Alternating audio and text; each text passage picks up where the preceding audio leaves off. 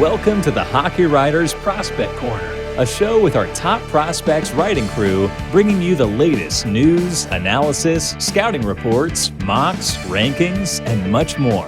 From the World Juniors to the NHL Draft floor, from the farm to the NHL, our team covers everything that happens in the world of prospects. So sit back, grab a notebook, and get ready for Prospect Corner. Hello and welcome back into the Prospect Corner presented by the Hockey Writers. I am joined in by my fellow prospect experts, Peter Baracchini, and a new member of the Prospect Corner starting today is Devin Little. You may recognize him from the grind line, his regular appearance there. But replacing Greg, huge shoes, is Devin, and I'm sure you'll do great because you've got an eye on prospects. I'm sure if you've read his stuff, a lot of prospect rankings he does for the Red Wings. And he does a lot of the draft stuff as well. So welcome, Devin. Thanks for joining the show. Yeah, thanks for having me. You're not kidding about having big shoes to fill. So hopefully I can do my best. Yeah, so happy to become a trio again after we did one episode of just the two of us, but great to have three of us again, and we're going to talk prospects like we always do every week. And today we're going to keep running through our leagues, but before we do that, just a reminder, this week's show is, of course, brought to you by the Morning Skate newsletter, daily newsletter delivered to your inbox Monday to Friday, jam-packed with the best hockey stuff on the planet, daily dose of the latest news, rumors, history, funnies, quizzes, all that stuff, just a little hockey fun information brought to you by the Hockey Writers. You'll see a link in the show description down there. So take a look at that and subscribe because you won't regret it. So like I said, we're going to go and keep running through the leagues for the 2022 draft and talk about the WHL close to where I live and a lot of the leagues here. I do the Western centric podcast as well. Unfortunately, not with the Hockey Writers anymore, but so I still do that. But of course, I'm here with the Prospect Corner. So let's going to start talking about the WHL. And there's a lot of talented forwards, defensemen, not maybe some goaltenders, but mostly forwards and defensemen in this draft. We're going to start with talking about the two top forwards, Matthew Savoie and Conor Geekie, arguably the two best and the WHL in this draft. We're going to start with you, Peter, on this one. Between Matthew Savoie and Conor Geekie, if you were a GM and you were looking at them and you had a pick that you could, and they were available, who would you go for between these two talented forwards? I mean, just like you mentioned, they're both really extremely talented forwards. No doubt about that. But I think you got to go with, the higher upside in Matthew Savoie. He's got the speed, the creativity, the hands. He pushes the pace of play every single time he's on the ice. And I know at the beginning of the season, there was, talk about, his power play production sort of outweighing his 5-on-5 production. But the good thing that pick 224 is up and running with the traction or the tracking of some of the draft eligible players. In 40 games this year, 0.52 even strength primary points per game and 0.47 primary power play points per game. So he is getting it done at both even strength and at 5-on-5. The fact that he can be that dual presence is a really big factor. I think maybe you just want to see a bit more consistency at 5-on-5. But overall, you just got to go with the higher upside. I think Geekie is going to be a really great second line center, but the production and maybe consistency may not be there than where it is right now in the WHL. So my vote is towards Matt Savoie. Devin, do you agree with that, Matthew Savoie, or are you going for Conor Geekie if you were a GM at this draft? Well, if you happen to watch my other show, Hockey Writers Grindline, you probably know my thing about Lucas Raymond, how he's a train. Well, heading into the 2022 draft, I definitely have my eyes on one player that I'm all aboard that hype train, and that is in fact Matt Savoie. I'm actually really looking forward to getting closer to draft time so I can start to gush more and more about this player because he reminds me a lot of Braden Point, honestly, from the Yeah, Tampa Bay yeah. Lightning. And I have all the time in the world for Braden Point. He's not the biggest dude on the ice, but like Peter said, he's got speed, he's got skill, he pushes the pace, he's able to facilitate the play. And none of this is, saying that Geekie doesn't have that in him. I think Geekie's going to be a really good player as well. But I think Savoie's just got that next level of being special. Like I would make a good argument for Savoie going second overall in this draft. I like Savoie a lot. Yeah, I'm on board with that. I mean, Matthew Savoie is probably not just because it's the same name as me, like I say, but he's a really good. I mean, like you say, I think he has top line potential. Being a centerman, and again, this centers are a premium. I mean, you need a top line center, and he's got all the tools to become that in the NHL, and he's been ripping up the WHL. He was leading the league for a while. As well in points. And so, I mean, and he's a right-hand shot as well. So there's not many of those in the NHL in the center ice position. So you definitely need that to be able to balance out another left-hand shot center. We saw that for the Canucks with Brian Kessler and Henrik Sedin. You could swap them out between the two and you've got two good centermen that can win draws and stuff. So Savoie is, definitely my pick as well. Geekie is going to be a great player in the NHL too, but if I was between the two, I'd go with Savoie too. So let's talk. We went forwards. Now let's talk about defensemen. I mean, there's quite a few talented guys from the WHL in this draft as well. Three of them who are ranked in the Central Scouting is Denton Mateychuk, Kevin Korchinski, and Owen Pickering. Not necessarily all three of them will be drafted in the first round, but I mean, these are the three.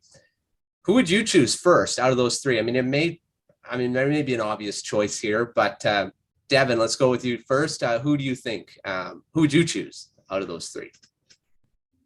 I almost think that this kind of comes down to like personal preference in some sense, because I think that Mateychuk does a lot of things really well that maybe the other two don't do as well.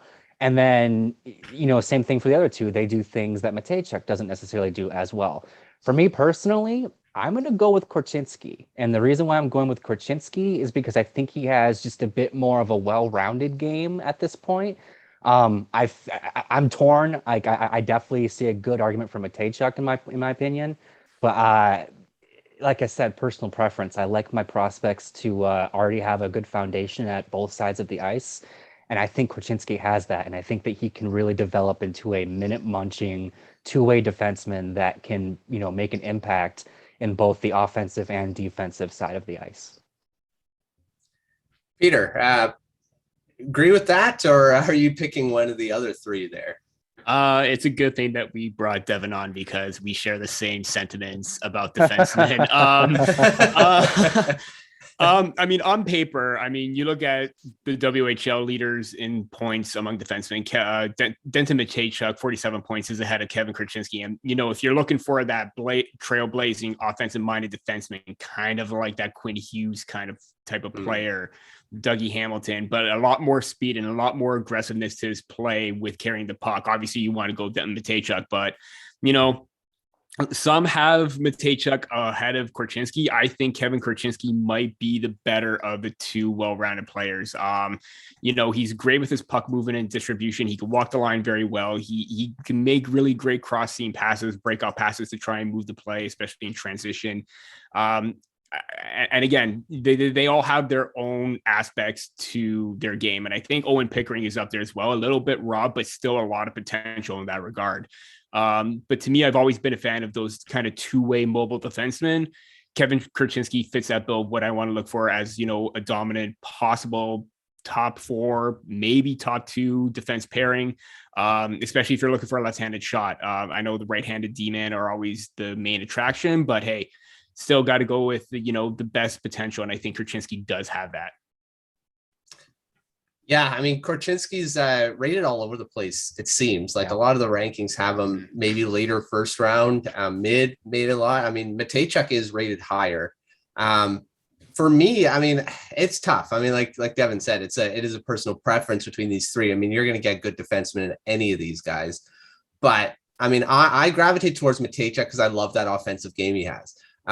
He has to develop again. I mean, developing defensive games like you saw with Quinn Hughes, he's developing that now. I mean, he looks like a really good two-way defenseman when he looks like that offense was all he was going to do. So Mateychuk has that, and he's got that innate ability to drive the offense, which, I mean, some defensemen don't have. And I think if you're looking for a purely offensive that has that ability to change a game with his offense, I think Mateychuk has that more than the other two. But I mean, for me, I go Mateychuk, but I mean, you're going to get a good defenseman with any of these three guys. So, I mean, I think the WHL just seems to churn out these guys, these defensemen over the years. They just are able to create a lot of these top pairing guys. Looking at like Shea Weber and guys like that, you can list them off. So, any of these guys are going to be great NHLers when they get there.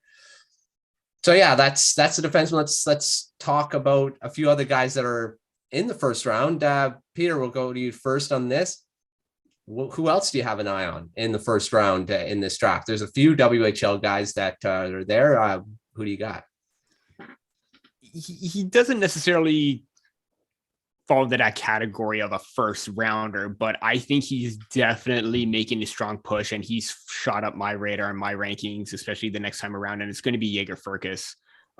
68 points, 30 goals in 54 games. I mean, for a smaller guy, I mean, Matt, you talk about like players that are like small in stature, but have that, that drive, that awareness, the work ethic. Furcus has all of that, and he's just absolutely lighting it up right now. I mean, almost just averaging under one primary point per game.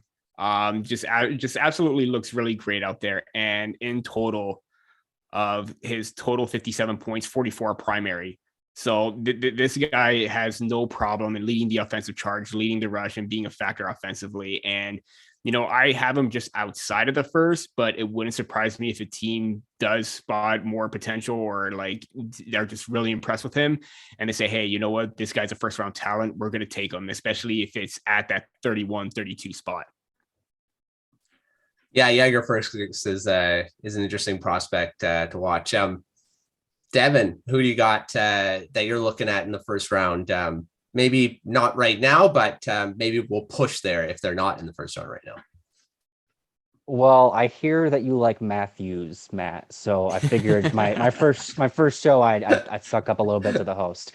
A player that I have on my radar is Matthew Seminoff, and he's in your most recent rankings, Matt. I believe you have him just outside the first round. And I think that he's one of those players that, you look at rankings, and more or less the rankings, as they're actually drafted, they kind of come out as they're ranked. But I think he's one that can kind of squeak into the bottom third of the first round, just depending on, which team is drafting and what they need, what they want, what they like. So I think he definitely has the ability to go in the first round. And he's one of those shifty wingers that I think can do, I don't want to say do it all, but he's not a sniper, but he's also not just like a pure playmaker. He can put the puck in the net just as easily as he can dish the puck. And I think that if he's put in the right situation where he can develop for a little bit longer, he's not tearing up the WHL this year by any means, but he is doing well. I think that if he's put in the right situation, can develop into a really quality winger. And I know I'm excited to see where he goes and how he develops over time. Yeah, Matthew Seminoff is probably my favorite prospect in this draft, one of them. And now I get to write his profile. So that's awesome. But yeah, that was my pick as well for this one. I mean, Matthew Seminoff is, like you said, I mean, he's not necessarily going to be that sniper in the NHL, but he's going to be a third, fourth line, maybe not fourth line, but I'd say middle six guy that's going to be able to score maybe 15, 20 goals. I mean, maybe upwards of 25 in the NHL, but it's that work ethic that I love about him. I mean, he works so hard on the forecheck, and he's got pretty good speed as well. So, I mean, he's just one guy I've been watching probably right from the beginning. I mean, not just because I look at Matthews, like I did Coronado last year. I have to pick a Matthew every time to follow here. So I got two of them. I'm Savoie and Semenoff, and I'm doing both their prospect profiles as well. So that's pretty good. But yeah, Semenoff is my pick for that as well. So let's finish off this discussion with some sleepers. I mean, there's guys that may not necessarily get into that first round, but are a little later in the draft. Who do you think will be able to? Devin, we'll start with you on this. Who do you think will be a sleeper that could potentially surprise people but get drafted later on? I'm not going super late, I don't think. You never know, obviously, but I'm going to go with the goalie, and that is Tyler Brennan. This isn't so, you know, in last year's draft, we had Sebastian Cossa and Jesper Wallstedt go in the first round, and it's really rare that you have two goalies go in the first round. Usually it's kind of who's the one goalie that's going to go in the first round. Yeah, I don't think we're going to get a goalie in the first round this year. I maybe, but I highly doubt it. I think that Brennan has the potential to be one of the first goalies off the board, but I think he's going to come later off the board. I think he's got a good foundation to work with. I don't think he's knocking on the door by any means, but again, kind of like what I said with Semenoff, if he's put in the right situation, the right program, and let him hone his skills and develop as a player and as an individual, he could really become something. Especially for a team that maybe is set in goal right now and has the time to where they can draft a good goaltending prospect and let him marinate and hopefully develop into the goalie that they need him to become. I think he's got, like I said, a good foundation to work with. Yeah, I like Tyler Brennan. I have him just at the end of the second round in my latest rankings. And I think that's probably where he's going to go, towards the end of the second round, maybe in the second round. But we, like you said, we don't have a big name goaltender in this draft like we've had in the last two. So, I mean, it's going to be a guy like that. It's probably second round. But look at what their Thatcher Demko went. And he's looking pretty good right now. Peter, who do you got as a sleeper in this draft from the WHL? I'm going to go with Brandon Lazowski from the Saskatoon Blades. He's ranked later on, and he's 87th among North American skaters, 70th on TSN and Craig Button's list. Some on major scouting boards, he's not even listed. But I think this is a player that, despite the size, he's 5'9", 172, still putting up the points. He's on pace for 66 this season. And there's reasonable, a reason to try and draft him, especially later on, is there's room for growth no matter what. 17 years old, hasn't even cracked 18 yet, and he's already in his second season, and he's just absolutely playing a really great game, just under a point per game with the Blades. So he plays with a bit of an edge. He has that goal scoring and offensive mentality. I really think that if you want to try and get someone with a dynamic game and the ability to work and develop on, he could turn into something very promising, and he could be a really great, possibly third, fourth round pick for any team at this point. Yeah, I like that pick. I'm gonna go again with a Matthew, spelled a little differently, but Matthew Ward. I think I'm pretty sure I've talked about him as a prospect of the week quite a bit, a few weeks ago. Yeah. Again, this guy covers both things that I really like: undersized and same name as me. So he's 5'8", smaller guy, but again, he's small, but he doesn't play small. I mean, he plays that tough game that he just doesn't get pushed around as you would think a 5'8" forward would. I mean, again, he's got the work ethic. He's got pretty good hands for a guy. I mean, again, these seems to be attributes that a lot of smaller guys have. And they have to be like that to succeed. I think, the work ethic, being able to go into those dirty areas and come out a lot of the time with the puck, being strong on the, even with your size, and being shifty and having good puck handling skills. I mean, these are all things that smaller guys, to succeed in the NHL at that size, they have to have it. And Matthew Ward's got a lot of that. I think he's not going to be, I think, a top line player, but you never know. But he could be that good third line scorer that, contributes, but is great in a lot of areas. So I really like Matthew Ward. I mean, a lot of the things that I like in forwards and a lot of the things I like in prospects he's got. So he's my pick as a sleeper that could potentially do something in the NHL one day. Yeah, so that's the WHL draft. I mean, we to touch on a little bit, but yeah, let's move on in the show to. Of course, we have Devin on for the first time as a panelist here. So we're going to talk about the Detroit Red Wings, obviously, and talk about the 2022 draft from a Red Wings perspective. So before the trade deadline, the Red Wings have 10 draft picks in 2022. They have only one first rounder at this point, 2 second round, 1 third, 3 fourth rounders, 1 fifth, and 1 seventh. They traded away their 6th round pick. So, I mean, they've got a lot of their picks in this draft. They added a few in the 4th round and they got another one in the 2nd. So let's talk about what type of players or positions you'd be looking for. Devin, of course, we'll start with you on this one. What players or positions do you think the Red Wings should be looking at in this draft, especially in the first 2 rounds, which they do have 3 at this point in time? Well, I think that first and foremost, we should establish that the strength of the Red Wings prospect pool is on the blue line. Yeah. It's, you can name off like 5 good names and there's still 5 more you have yet to name. So with that in mind, I don't necessarily think that unless there's somebody that has fallen and you've got to scoop them up, I don't know that the Red Wings are going to go defense in the first 2 rounds specifically. Like I said, you never know, but I'm not betting on it. They have Sebastian Cossa in the pool now as well, so they have their theoretical goaltender of the future. I wouldn't be surprised if they still add a goalie, but I'm not thinking they're going to get one in the early rounds. So what does that leave us with? Forwards. Yeah. Looking at the prospect pool, the biggest glaring need that this team has is another top center to go 1-2 with Dylan Larkin. And I think that is of the utmost importance for them to acquire through the draft.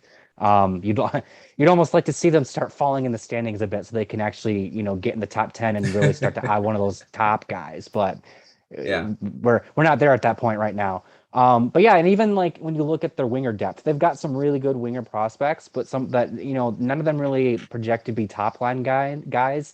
Jonatan Berggren maybe, but after that, it starts to run thin. So I expect Detroit to add some good, strong forward talent in the first couple of rounds. Names, I'm sure we'll discuss at least a couple of them here shortly. So we'll wait until then. But yeah, I'm thinking offense for at least the first 2 rounds of this draft.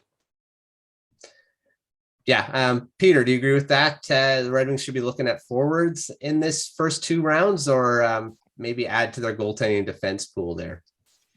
I think it all comes down to best player available too, especially if, they hit a home run pick with their, they're in that 10 to 12 range already. So obviously standings are going to change. If they've managed to maintain that positioning right now, they need to hit a home run. And, we've seen Steve Yzerman hit home run after home run with the picks recently. So there's no, doubt about that.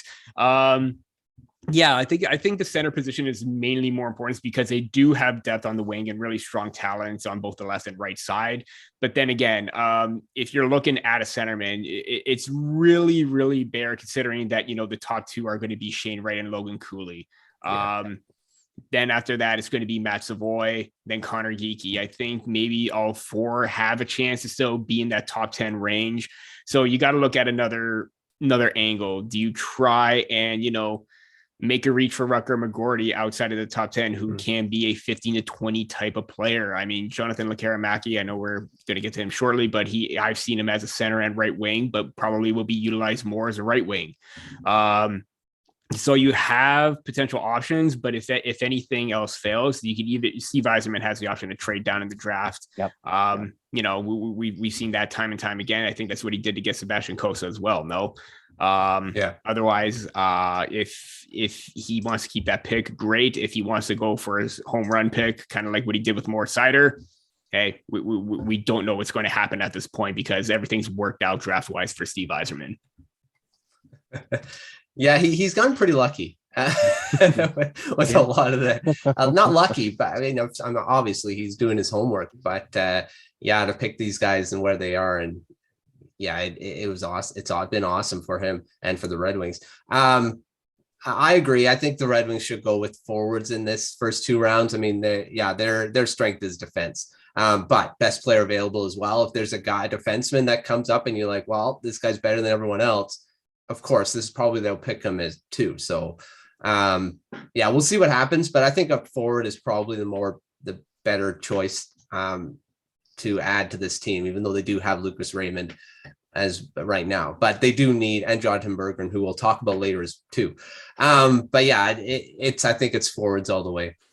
Sorry, I should correct myself. Yeah. Detroit traded up in 2021 to get Sebastian Cossa. They traded the first round pick from Washington and then the 2nd and 5th rounder to the Dallas Stars for that pick. So instead of trading down, trading up, but he still has the option to move up in that draft with that pick. That's right. Yeah. So, I mean, we'll see what he does. It's going to be interesting what the Red Wings do at the deadline as well, which we'll talk about too. So let's talk about a couple of mock drafts, Peter, that you did, that the Red Wings got 2 guys, if those drafts happened the way that you say. We'll start with and talk to Devin about this one. Peter chose Frank Nazar with his first pick in this 10th. It was 11th overall, I believe. Do you agree with that, Frank Nazar, or do you love him on the Red Wings? If not, who would you have chosen at that point? Well, little tidbit here. Before it got published, Peter DM'd me real quick and said, I think you're going to like who I picked for the Red Wings. And sure enough, I really liked who we picked for the Red Wings. I have no issues if Frank Nazar ends up being a Red Wing. I think he's I don't know that he is like the perfect fit for what they need per se, but given where they're probably going to draft, I don't know that perfect fit is going to be there. And I think that given what Frank Nazar offers as a prospect and as a potential, top 6 player, I think you can't miss on that. I think that's a player that you can envision going into the future with. And you got Lucas Raymond, you got Berggren, you got Nazar. They're going to score some goals, and it's going to be a lot of fun to watch. So yeah, I had 0 issues with seeing Frank Nazar fall under Detroit's column there. And when my second mock got released, I know that you were still very happy about this pick as well. I took Jonatan Lekkerimaki 10th overall based on his goal scoring potential. Matt, do you agree? I mean, no wrong answers here. If you want to say no, that's quite all right. Do you agree that this is a good fit for the Red Wings? And if not Lekkerimaki, who else would you have taken? Well, I love Lekkerimaki, and for the Red Wings, I mean, they love their Swedes. I mean, we all know this. They're like Team Sweden sometimes with some of their guys. So I mean, they already have Lucas Raymond, like you said in your mock. I mean, to have a guy like that team up with Raymond as a centerman. I mean, he is listed as a center / right wing, but he does play center. Playing with Lucas Raymond, I mean, that'd be a pretty lethal duo, I think, in the future. So, I mean, I think the Red Wings would probably look at him if that was where they were in the draft and he was available. I think that's a huge possibility, especially with their propensity to draft Swedish forwards and defensemen. I mean, you've seen in the last few drafts, they got Lucas Raymond, they got Simon Edvinsson. They just love the Swedes. I don't know if it's just because it's just because they've got such a great scouting department out there and for years and years, and they just keep going there and they keep hitting home runs. And if they pick Lekkerimaki, this guy can score. He's got a great shot. I mean, all the offensive attributes you can say he's got, and to have that as a centerman to the greatness that Raymond has been showing the NHL so far. I mean, look out for the Red Wings in the next few years then, because this is gonna be a fun team to watch. Not just how they are now, but whoever they add in the future is going to be insane. And Lekkerimaki would just add to that pool of talent for sure. So yeah, let's move on to just a bit of a roundtable on this. do you think the Red Wings will acquire another first round pick to be able to add to their, like I said, their strong pool of prospects already? Let's start with you, Peter. What do you think? Do you think they're going to acquire another first round pick? And who do you think will have to be traded away to get that first round pick? Because of course you have to trade something to get something. So what do you think? I mean, I guess that's the way it works in the NHL, trade something, get something.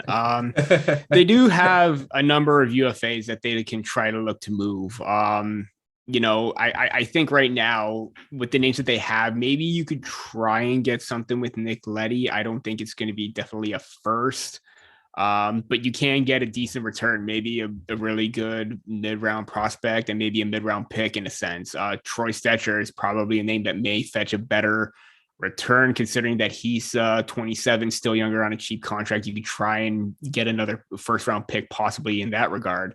Yeah. But I also want to know or try to make it seem like, they have all these prospects in their system. Maybe they try and acquire maybe long-term help down the future. Maybe not right now at the deadline, but at, the NHL draft, considering that at one point they were looking pretty deadly and they were knocking on the door of a wild card spot. Obviously, goaltending, defense kind of faltered at times.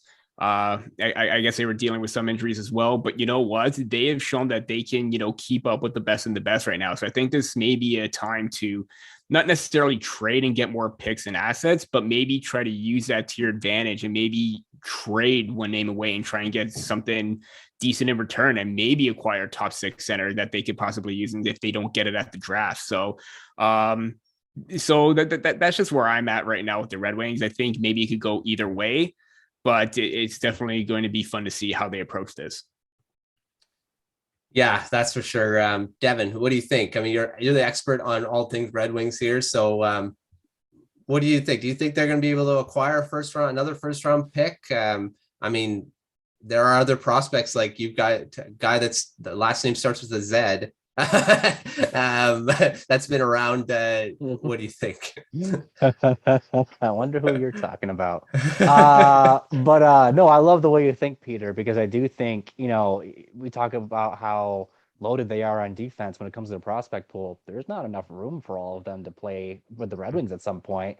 And, like you said, too, they were knocking on the door of the playoff spot not too long ago.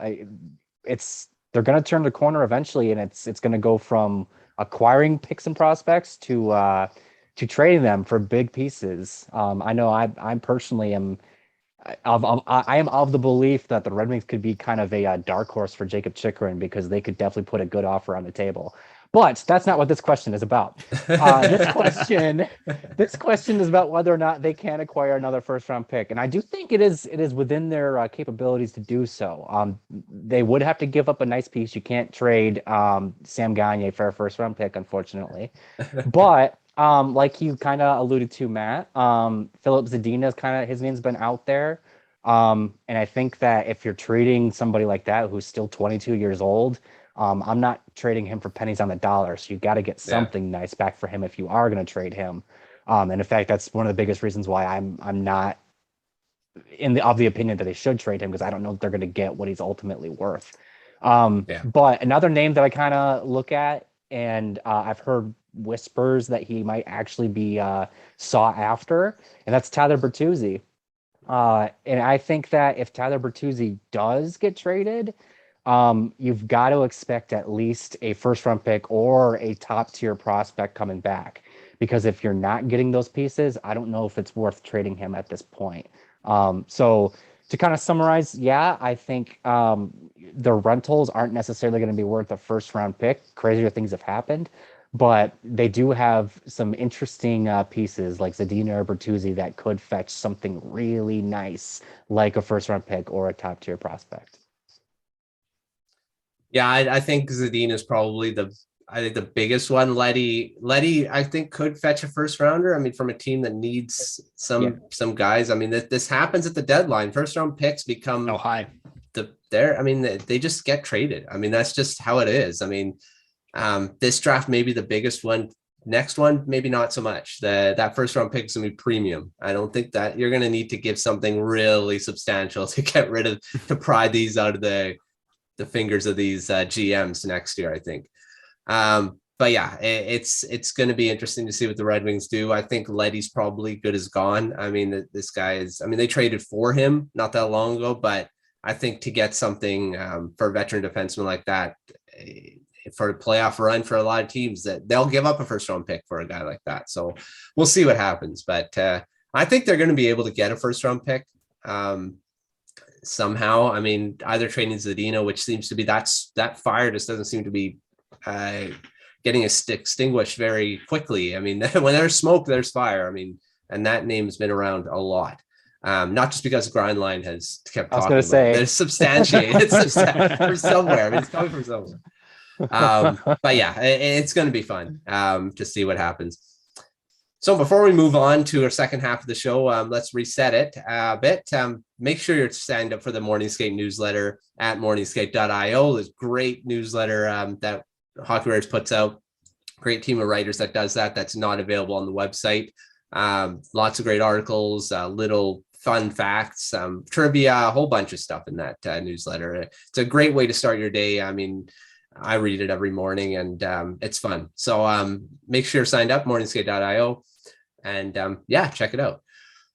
So let's move on to away from the draft. Let's talk about the Red Wings prospect pool, which we've talked a bit about, how strong they are. And let's start with everyone's favorite Swedish defenseman, Simon Edvinsson. And he is arguably the top prospect in the Red Wings pool right now. Devin, I know you love his game. What do you like about his game in Sweden this year? I mean, he's been ripping it up. Will he eventually form an elite top pairing with Moritz Seider, who is a right-hand defense? He's a left. So, I mean, this is a perfect fit. What do you think? Will his potential be that elite top pair? I mean, for me, I think he definitely will be. What do you think? Yeah, what really impresses me is I know going into last year's draft, doing my draft coverage, I was a little apprehensive about Edvinsson because I felt like he took some unneeded risks in his game, and there was kind of a boom or bust factor to him in my eyes. And boy, has he shut me up this year. Yeah. He not only does he have that explosive element to his game, you know, he's putting up points. He can push the play, and he's doing it by, you know, making those risky plays, but he's, you know, executing on them. But he also is he's taking care of business in his own zone. You know, I wouldn't call him a defensive defenseman by any stretch of the imagination, but he's able to take care of business and push play in the right direction. I think that, you know, he's a big dude, which a lot of the Red Wings prospects are. So a big dude that can move around really easily and can put up points, that should get you really excited if you're a Red Wings fan, and should, you know, like you said, if you can have a top pairing going into the future with Edvinsson on one side and Seider on the other, that's going to be a scary sight for a position.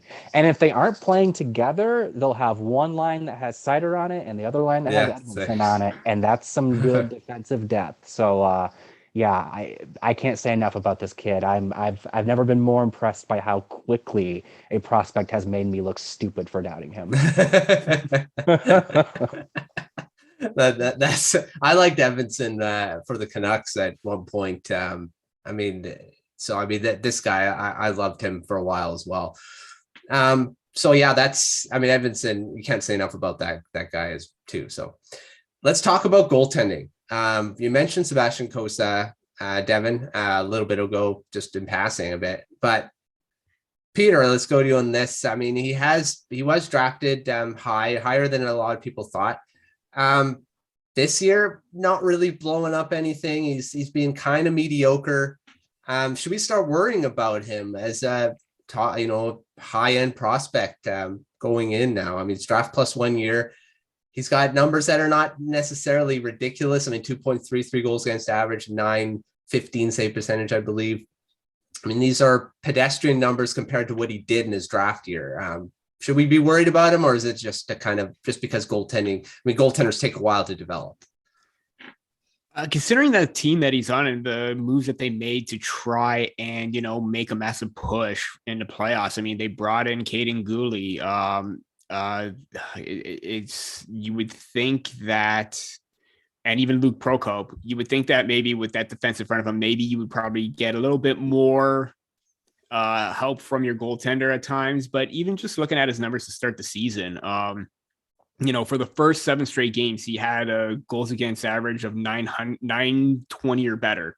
Then, after that, he had an 889, then 926, 963, 909, 100. He was looking really sharp.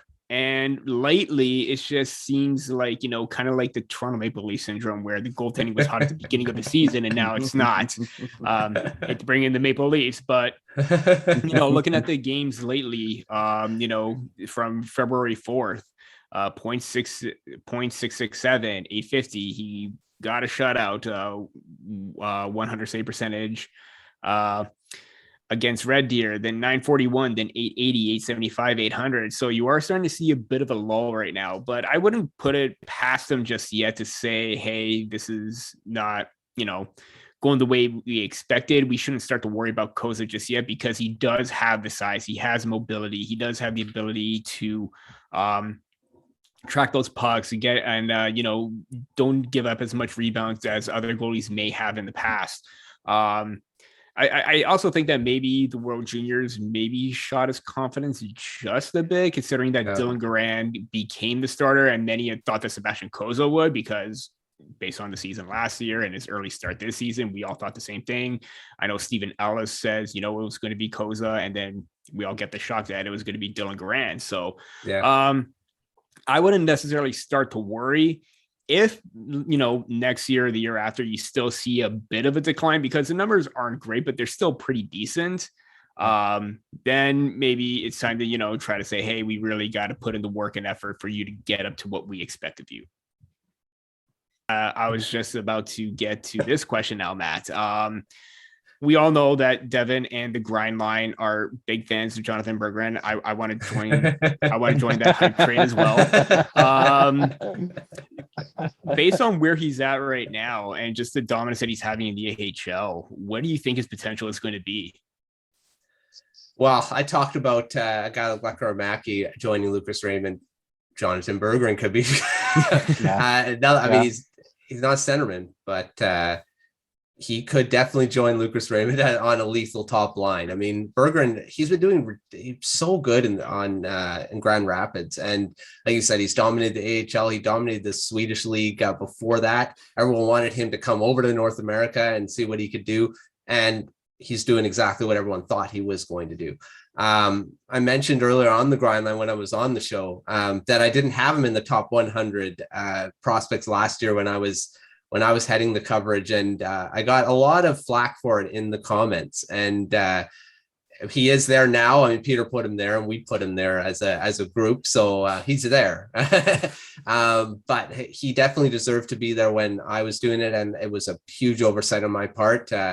Because he's got so much talent. I mean, he's a pure goal scorer. He's got creativity.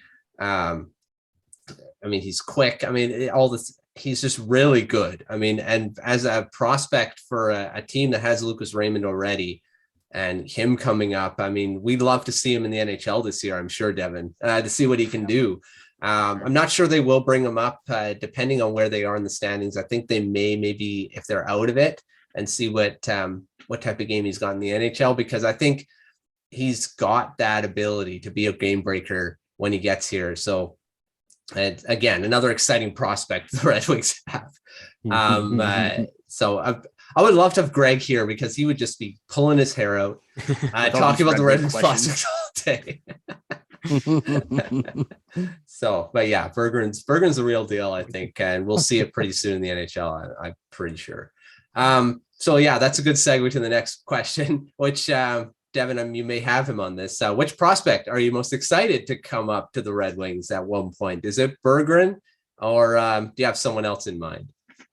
Well, first, it has just dawned on me that you guys replaced a Blackhawks fan with a Red Wings fan. So, wow. Anyways, as excited I am about Berggren and Edvinsson for that matter, there is another Swede, go figure, that I'm actually really excited about, and I'm hoping to see him come over to Michigan sooner rather than later, and that's Albert Johansson. I love this player. He's 60th overall in 2019, so he's one of those one of those players outside of the first round that kind of has blossomed. I think he's got some sneaky good offensive skill, but he's also able to take care of business in his own end. I think he doesn't have the same upside as an Edvinsson. Not even close. But I look at Johansson as like a second power play type of guy that can help out in that end. Probably more of a middle pairing guy, maybe like a really strong anchor on the third pairing, depending on how things shake out. Yeah. But he's one of those guys that I just think, especially like I said, coming out of the second round, I think he's got some really good potential. I think that in another Swede, he's able to he's going to be able to make a difference for the Red Wings in more ways than one. And the more defensemen like that you can get that can play in all situations, like I think Johansson can, the better your defense is going to be. And he's one of the shining stars in that prospect pool right now. Yeah, like you say, go figure. It's another Swede. They love him. They love him. They really do. They definitely do. Peter, who do you got? Is it Berggren, or do you have someone else in mind that you want to kind of highlight as a exciting guy coming up?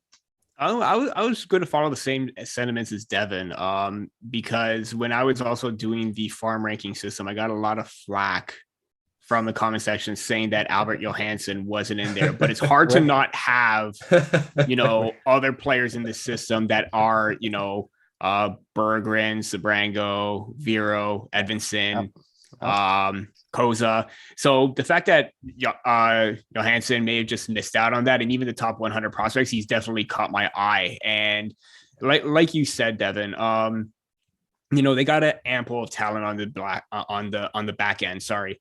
Where they got talented players, they got great mobility, and especially the not necessarily the size. He's 6 feet, but 168 pounds. Maybe can add a little bit of strength, but the poise that he has, the confidence in his movements, the skill set that he does have as sort of like a playmaker. He's got 18 points this season with Firestad. I do think that this is a really potential piece that they could utilize in their top 4 in the near future. And again, kind of like with Berggren with Matt, it's not that, I didn't put him there because I didn't want to put him there. It's just got overlooked because of, other players. And you could rest assured that Albert Johansson next time around is going to be on those lists, and he's going to be a big factor for the Red Wings. We're ruthless here in Michigan when it comes to our Swedes. Yeah. Red Wings, well, I mean, you see by the grind line, the most commented YouTube show, I think, I know of the YouTube channel. So they're very, very opinionated. Yeah, that is for sure. We love it. So definitely put out some more comments down here. Now maybe we'll get some more comments now that Devin's on the show. We'll get some overflow from the grind line to watch the show as well. I echo the both of them. I mean, I'm really excited to see Berggren, like I said, in the NHL, because he's an exciting prospect, and I love those types of guys. In Canuck land here, Elias Pettersson and the Sedins and Swedish players are just. If the Red Wings are Team Sweden, the Canucks are pretty close behind. I think they're pretty close there too. I mean, both teams just love their Swedish players, and they just keep drafting them. I think it's going to happen more now that Patrick Alvin's in the GM's chair as well. So I think we could throw. So let's move on to the last question of this topic is the underrated guys. I mean, guys that aren't getting the flash and the headlines, but they could potentially come in and do something. Peter, we'll start with you. Who do you got as an underrated prospect in this system that not necessarily getting all the lights in the headlines and stuff like that? I may have to go back and double check, but I believe I had him in sort of like a 4th round spot in 2021, and they got him in the 5th. And I'm looking at Oscar Plandowski from the Charlottetown Islanders. Again, plethora of talent on defense, and I was really surprised to see him drop that low, but scouting that the Detroit Red Wings have. They are absolutely ruthless, and they probably got a really great, talented player. May not be a top 4 potential kind of guy, but at the same time, a very steady, responsible third pairing kind of player. But it's his mobility that really stands out. The skating, the movements, the pivots. He's just very smooth and flawless with his movements, and the points may not go his way. But the fact that he has the mobility and the smarts on the back end, I think is going to play out really, really well to find that anchor on the back end. And, if you need to defend the lead, you could rely on him and his ability to quickly get the puck out. So that's one player that I'm keeping an eye on that's underrated in the Detroit Red Wings system. Yeah, I like that pick as well. Devin, who you got as underrated prospect in this in your Red Wings pool here? My underrated prospect was selected in the 3rd round of the 2021 draft. He plays for the University of Denver right now, and that is Carter Mazur. He was named the Rookie of the Month in the NCHC for January, I believe it was, and that was his 2nd time winning that honor this season alone. He's been lighting it up as a freshman in Denver. He's, I think, 4th in scoring for that team, which that team, if you look at it, has a lot of good prospects, a couple of the Red Wings prospects as well. And he plays kind of I don't want to say chippy because it makes you think of somebody who just goes out and hits people, but he plays kind of a power forward style. He's not afraid to get in the corners and dig the puck out, do that kind of stuff, but he also has some finesse to his game. He's able to, make the silky move every now and then. He puts up points, that you don't win rookie of the month if you're, just being a good guy on the bench. He doesn't have top line potential in my opinion, but he has some really good, I think he has a really good future as a potential middle 6 winger. That, if he really rounds out his game, I think he could be a good penalty killer that could score some shorthanded goals. I think he could be kind of a net front guy, or maybe, one of those greasy guys on the power play. I just think Mazur has, he has a lot of different paths that he can follow right now, and he could become a lot of different versions of a player. And when you have, that many options available to you in your development, I think that bodes well for you. And I know I'm really excited to see where he goes from here. And I would not be surprised if he signs an ELC sooner rather than later with the Red Wings. Yeah, I like Carter Mazur as well. I'm going to go for my underrated prospect. I'm going to go and say I changed my mind from before the show. I said who I was going to pick, but I'm going to pick someone else now. I'm going to pick Red Savage, a guy I loved in the draft as past the draft. And I actually asked a question of him in the All-American game. And this guy's, I think he's a Chris Draper type player. I mean, he's going to be a guy that's going to take the key draws in the defensive zone. He's going to be a guy at the last minute of the play defending the lead. He's already been that guy for the U.S. team in the World Juniors, and anything he's been in, he's been that guy. He's always been thrown out on the face-offs to win those draws and play that matchup center role. I don't think he's going to be a big-time scorer in the NHL. I mean, Chris Draper wasn't. He was like, I believe he was like just a 15-goal guy. He never really lit up the scoreboard, but if he wasn't on the team, I don't think the Red Wings would have won any of those cups. Part of the grind line as well. I mean, he was the center on that grind line. So Red Savage, if he apart from his great name, for sure, he is he's going to be a great complementary piece to hopefully Stanley Cups in the Red Wings future, because I think he can be that guy, that 3rd line, 4th line grinder that just goes out there and just works hard every shift, puts in the work, and scores a few goals, plays a penalty kill. I'm going to be following his game very closely in the coming years. He's playing for Miami University, Ohio. He's got 6 goals and 16 points in 32 games. Not bad. But again, I don't think he's going to be a big time scorer. So I'm going to be following Red Savage throughout. He's very underrated, I think. He's going to be a very underrated guy throughout his career, I think, as well. So yeah, that's our main part of the show, but we're going to finish off with our prospects of the week, which we do every episode. First one that Devin's going to be a part of here. We'll start with you, Devin, on this one then. Who is your prospect of the week on the first time you're on the show?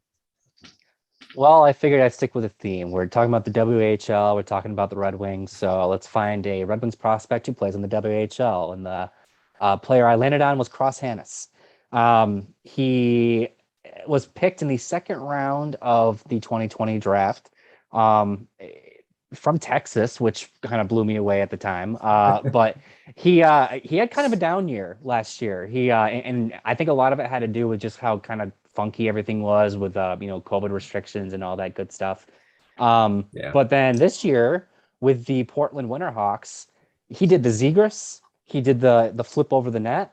He's playing with confidence this year. You don't make that move if you're not feeling confident. Let's be honest. Right. Yeah. He's got 62 points in 48 games so far. Well over a point per game. He's basically living up to what made him a second round pick a couple of years ago. I still think he's got some developing to do. I think I definitely wouldn't call him a defensive player by any stretch of the imagination. So I think he's still got some time to go before he's a NHL product. But he's made a lot of progress this year, and a lot of that comes from that confidence. 12 points in his last 10 games. I'm looking forward to seeing him finish strong this year and seeing, maybe what the next step for him is. Does he play another year in the W, or does he maybe sign a contract and head to the AHL? Because, like I said, still needs more development, but he is definitely on the right path. Yeah, Cross Hannes, I believe, he's the guy that changed my mind because I wanted to give Devin a chance to talk about him a bit. So, was my underrated guy as well. He was in that category. Peter, who do you got as your prospect of the week? I know we talked about him early on. I'm not sure if I had picked him before as my prospect of the week. If I did, it's going to be, another time where I'm going to be picking him. But Joshua Roy, from the Sherbrooke Phoenix, 5th round pick of the Montreal Canadiens. This is a guy that was drafted first overall in the QMJHL draft in 2019, and he falls to the 5th round. You don't really see that, but based on he had sort of an up and down year in his draft year where the consistency wasn't there, switched teams, and then it looked like he started to get his production going. And then, ultimately still fell to the 5th round, but right now he's just absolutely tearing it up. 77 points in 39 games. Just looking at his point totals in February, 26 in, I believe, I can't count. I'm not going to count how many games, but he had 26 points. And in the final game of the month, he had a 6-point game, 1 goal, 5 assists, and it carried over. And he's already got 4 points in 2 games. By the time that this is up, Sherbrooke is already going to be playing. And don't be surprised if Joshua Roy gets a few more points in this game against, I believe, is Blainville, Boisbriand. So, the fact that he's this kind of a talent that was supposed to be a second rounder in 2021 falls 3 more rounds. I think this is just going to be an absolute steal for the Montreal Canadiens, and he is still, up there as a top prospect, and he's my prospect of the week. Yeah, I like Joshua Roy as well. I'm going to go on the undrafted route, and a guy that's in he's 20 years old now. He's going to be leaving the WHL, and this is Bailey Peach. He's been ripping it up. This season, he's got 66 points in 52 games. Coming over from the Q, was claimed on waivers from the Charlottetown Islanders. Now it's Victoria Royals, and he's got 29 goals in 52 games already. And this is on a team that's not very good. They're probably not going to make the playoffs. He's their main weapon. Surprisingly didn't get traded at the deadline. This is a guy that would have probably helped a lot of contenders, but it didn't seem like he wanted to be traded. Talked to him in an interview on Western Centric, and we talked to him about it, and he said, well, he didn't really feel like there was any discussion around him, and he didn't really want to go anywhere because he felt loyalty to Victoria, which is great. He's been a great addition to the Royals. His only season there, unfortunately, because he is 20 already.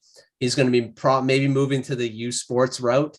So, I mean, we'll see if he gets signed by an NHL team or an AHL team or something like that. He said he was open to it in the interview there too.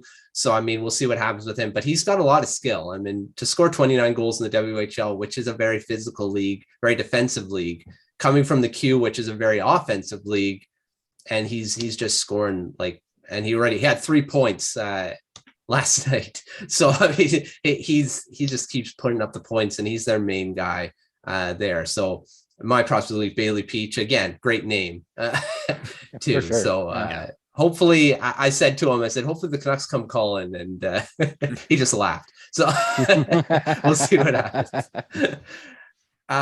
But yeah, that's the show. Thanks, Devin, for joining. And he'll be here.